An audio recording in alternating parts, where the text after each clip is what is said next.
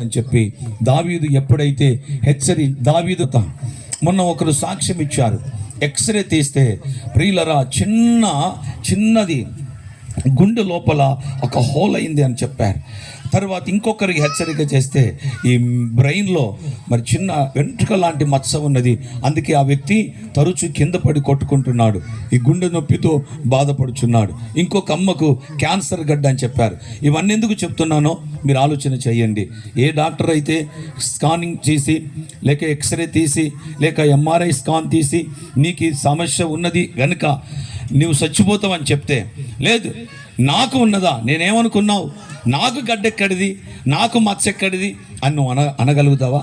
ఒకవేళ అని కనుక ఆ డాక్టర్ మీద సీరియస్ అయి నువ్వు వెళ్ళిపోతే, డాక్టరు ఆయన కొనసాగుతూనే ఉంటాడు, బ్రతుకుతాడు, ఆయన పని ఆయన చేసుకుంటాడు. కానీ మరణం వచ్చేది ఎవరికి? అలిగిన వారికి. నీలో ఈ పాపం ఉన్నది అని చెప్పడమే హెచ్చరిక. ఆ పాపానికి ప్రాయశ్చిత్తమును కనుగొనడమే మన పని. దానికి ఏంటిది అని అంటే, తిరిగి దేవుని దగ్గర నువ్వు లోబడాలి. వచ్చిన ప్రవక్తను ఈయన హెచ్చరించలేదు.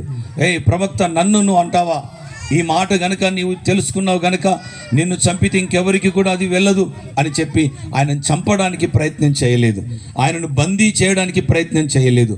అదే రాజుల కొరకు నేను కొంచెం వివరిస్తాను, దయచేసి వినండి. బైబిల్లో యరొబాము ఉంటాడు.